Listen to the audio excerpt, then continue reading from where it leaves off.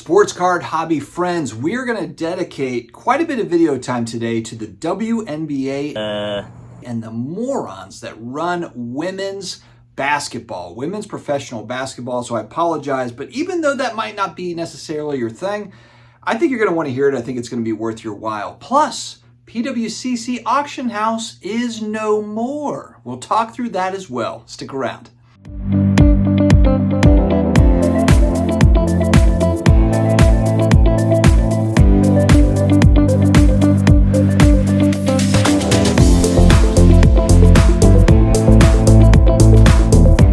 What's going on, sports card hobby family? Back again. It's another day, and you know the drill. It's another sports card video. We got to give a big thanks to today's video sponsor, COMC.com. 25% off all service levels, but they have got to receive your order by the 17th. So we are running a little short on time. It's what, the 11th, the 12th? So those orders have got to get out so that they get there to take advantage of that 25% off submission cost for all service levels. It ends. They got to receive it on the 17th, so definitely check out COMC 35+ million cards. Also, don't forget to take advantage of SlabMags, 10% off with the Sports Card Dad code, the cheat code, 10% off. Protect your autos, protect the surfaces, and just display those suckers like a boss. Sports Card Dad code for 10% off your SlabMags. All right, just when you thought these folks couldn't get any dumber, they just continue on. And I'm now to the point, actually, I'm kind of wondering if they're doing this on purpose. Like if the whole cat fight WNBA women's basketball thing, if it's just good for ratings. I mean, at this point, with some of the stuff that's been going on with Caitlin Clark versus the rest of the league, it is so comical right now. And there's all these takes coming out of all over the place. A lot of entertaining stuff here. For all the reality show people, this is like the ultimate reality show right now. It's just the absolute blunder by the WNBA of not understanding how to handle superstars. And I've said this before in a previous video, but the 1980s NBA was looking actually pretty rough. Then Magic Johnson, Larry Bird come into the league. David Stern becomes the commissioner. And then David Stern, he gets it. He understands that superstars need to drive the league. We need to embrace our superstars. We need to celebrate our superstars. And there you go, the ascension of Magic versus Bird and that rivalry. Michael Jordan, you got Isaiah Thomas and the Bad Boy Pistons and that whole group. You have to embrace your superstars. And one thing that's really interesting is when you look at, I saw a good video that was comparing Caitlin Clark and Wembanyama. Wembanyama, perceived by many as being a generational player. And I know in the NBA we hear that all the time. Zion was going to be a generational player. But Wembanyama has a special build to him. He's just different, this guy. And he was the Rookie of the Year, played great in limited minutes. But when you listen to LeBron James, I listened to interviews of LeBron James, I think it was Kevin Durant and Giannis, and they were talking about Wembanyama and heaping praise over the rookie coming up. You know, giving him all the kudos, and man, everyone's going to want to be Wemby down the road is what they're saying. Of course, they're going to compete hard against him. Of course, they're going to try to beat him, and the Spurs are not a good team, but they had respect for the kid coming into the league, building him up, giving him confidence. They weren't saying, oh, who's this guy? Who's this loser? So the latest, let's just tackle the latest first. We can go in so many different directions here. The Olympics. Okay. The U.S. Women's Olympic team. For those that don't know, and to be honest with you, I didn't know this until I actually did a little bit of research because that's how much I watch women's basketball. And frankly, most people, the WNBA and women's basketball, let's not pretend it's been some sort of a popular league over the last 20, 30 years. It hasn't. Okay, well, let me just give you a little bit of a background. The women's team, the U.S. women's team, has won the last 7 gold medals. Going back however many years, 28, 30 years, they never lose. My younger sisters, who have never probably held a basketball, at least for longer than 5 minutes, could be on this roster, and that team would win gold, let alone Caitlin Clark being on this roster. One of the heads of the committee that headed this up, they said something to the effect of, hey, look, we're just charged with putting the best team together, not necessarily putting the best marketing together, or something to that effect. Putting the best team together for marketing purposes. Again, not understanding the importance of having Caitlin Clark on the team. But anyway, let's talk about Diana Taurasi. She won 3 titles at UConn, one of the more decorated players in women's basketball history. She's won, I think, 3 WNBA titles. She's also won 5 gold medals, okay? She's going to her 6th Olympics, 6th in a row. This will be her 6th. She's 42 years old. She was 22 years old, the same age as Caitlin Clark, the same age when she was on her first Olympic team. And you know what's really ironic is she's actually talking in an interview here recently. She's talking about how she's young and 22, just come out of UConn, and all of these amazing veterans took her under her wing. The Lisa Leslies of the world, took her under their wing and showed her the ropes. That sounds wildly different than what we've heard with Caitlin Clark. That is literally the opposite of what we've heard. Her own teammates don't even stand up for her. Her own teammates, she gets knocked to the ground, she gets blasted, by these other players, and her teammates just stand around staring like, oh my gosh, I can't believe that happened. And I heard a take about, hey, this is, women's basketball is different. It's not like the men's where if the guy knocks into your teammate that, the bench is clear and everyone's fighting each other. The women, it's different. Well, I can speak to women's soccer, pro soccer, and that's not how it is in women's pro soccer.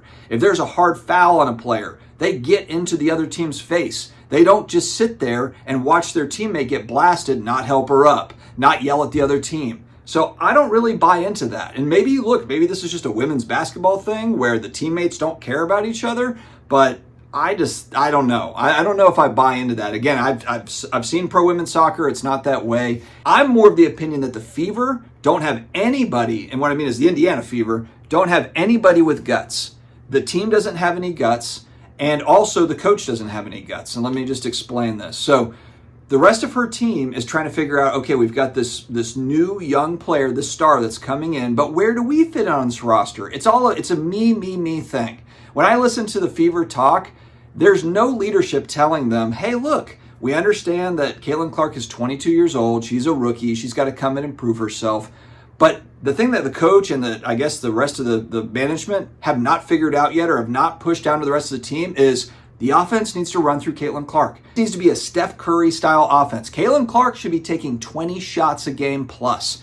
And I know the rest of the team might be like, oh man, that's not fair. The coach sides, this lady coach sides, I've heard her say, we need to run this offense through our bigs. Lady, your bigs are not very good. They're not very good. If you're going to choose your shot selection, Caitlin Clark should be taking every single shot. Will she have off games? Sure, absolutely. But you need to give your superstar confidence. It needs to be a superstar-driven league. She needs to average 35 a game. Stands are filled because of Caitlin Clark. I know that everyone's going to say, oh, it's this great rookie class, and oh, they're coming to see, Taurasi. No, they're not. They haven't been. They haven't been coming. This year, it's dramatically different. Caitlin Clark's team, Indiana Fever, whoever they go play, the ratings are fantastic. So Sides doesn't know how to run the offense through Caitlin Clark. No one screens for her. It's just this weird thing. It's so weird watching the game and you're like, do they not understand who their best player is? Do they also not understand from a marketing perspective who's filling the seats and why attendance has tripled? They don't know that.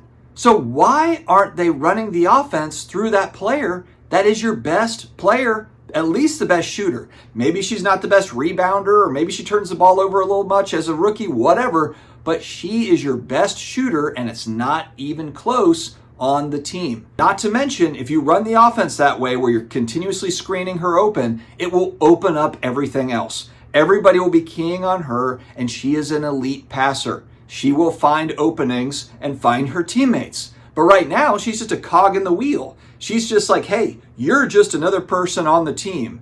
There's nothing special about you. We're going to run the offense down through our bigs, and we're going to kick it outside to this other random guard who can't shoot. It's so dumb to the way that this thing is. Oh, to even top it off, make it even worse. So the Olympic roster, I guess it's not finalized yet, but the pre-roster, or basically what the roster is probably going to look like, was released. Caitlin Clark is not on it. Coach Sides decides to tell the media that Caitlin Clark, I guess, texted her something to the effect of, they've awoken a monster. When Caitlin Clark is asked about it by the media, Caitlin Clark says, no big deal, something to shoot for, it's a goal of mine. Completely answers it differently. So you have the coach that's out here telling the media one thing, and then you've got your star player telling the media another thing. Already lost the locker room. You're 10 games, 12 games into the season, already lost the locker room, or at least your superstar has to have zero faith in this thing.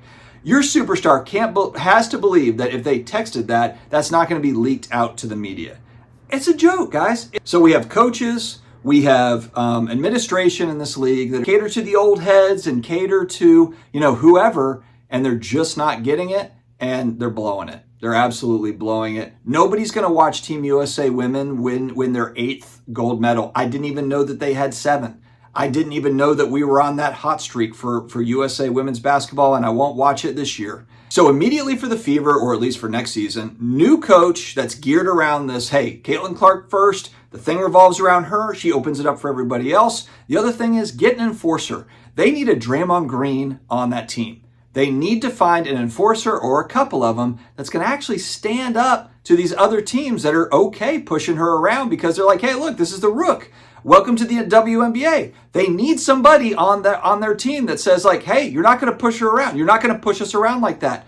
They need to find that person now. I don't know if there's a trade deadline. I don't know if they can sign free agents now. Whatever that story looks like, find somebody to come in and be that person. Shove somebody around, pick up 5 fouls, just being an enforcer. That's what you need. I think the biggest thing that I think a lot of the WNBA folks don't understand is that even the best WNBA players, I will compare this to Tim Duncan.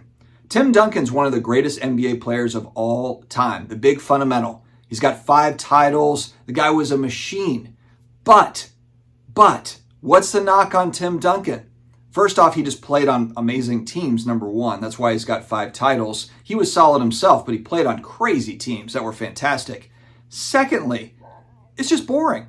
There's nothing special about it. People want entertainment. They want the high-flying dunks, or they want the long-range shooting. And that is what Caitlin Clark brings. When everyone's like, I don't really get it. I don't get it. When you watch a game and you see the passes that she can make, as well as the deep logo 3, or kind of those deep threes, a step back 3, that's the stuff that is exciting. If you're averaging 25 points a game in the WNBA, but you're playing Tim Duncan style basketball, that's awesome. You might be dominant the same way that Tim Duncan was, but it's just boring. Nobody wants to sit there and watch another 14-footer go off the glass and in. Glass! Nobody wants to see you bank it in again from 12 feet out. Run back down and, it's just boring.